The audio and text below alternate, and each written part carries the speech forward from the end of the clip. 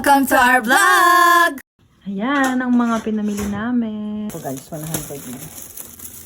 Mura. Pansit. Tawag chop suey.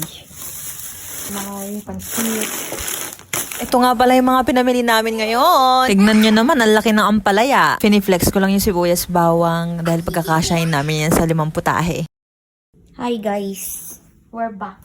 Piniprepare ko na dito yung sibuyas bawang para may gamitin na si bebe ko pag magigisa na siya. Pagsasamahin ko lang to para hindi na gastos sa hugasan. Samantalang ito naman si bebe ko nagpiprito ng tilapia. Ganito ang setup namin ng bebe ko kapag nagme-meal prep kami para kila mama at papa. Ako yung taga-hiwa at si bebe ko naman yung taga-luto. Katulad nito, hinihiwa ko na yung ampalaya. Sobrang fresh yan nung nabili namin. Talaga, napakasarap pa. Ito rin kasi yung pinaka-favorite ni mother. Lagi niya nire-request to pag magpapadala kami ng food sa kanila. Tingnan nyo, pagkatapos ko siyang hiwain, pinaghihiwa-hiwalay ko siya. Kasi hindi siya naghihiwalay. Kaya minsan medyo naiinis sa bebe ko pag ginigisa niya buo-buo. Parang hindi rin hiniwa. Tingnan nyo, tinulungan na ako ni bebe ko maghiwa ng carrots. Kasi ang bagal ko eh.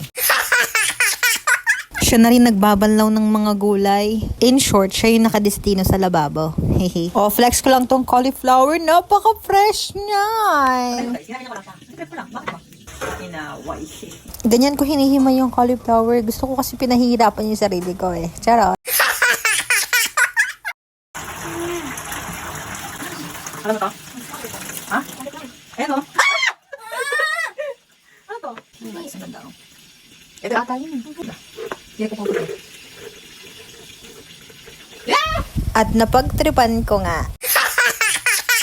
Hindi niya kasi ako pinapansin eh. Kaya yan, pinagtripan ko.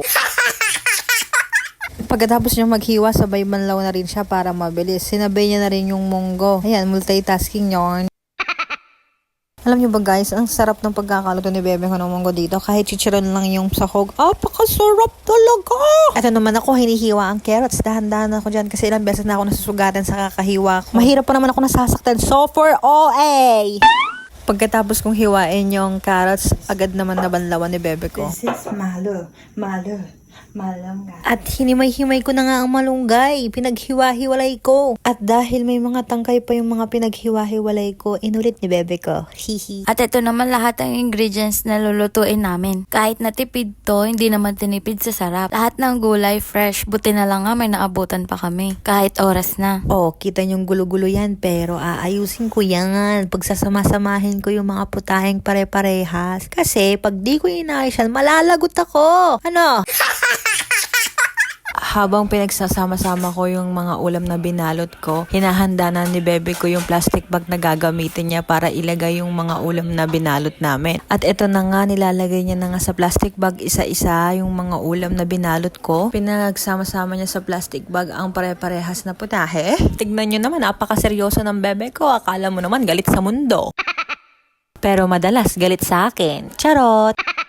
Siguro nagtataka kayo bakit hindi na lang ako yung magsalansan sa plastic at pagsama-samahin yung mga pare-pares na putahe. Bala kayong magtaka dyan.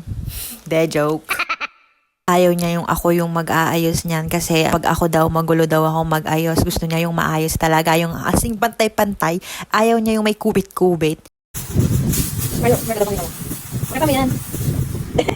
Ano ang ispan mo? Nakakainis. Sarcastic. Ayan, patapos niya ng balutin lahat. Paano ba yan? Aalis na kami. Hatid na namin to. Bye-bye!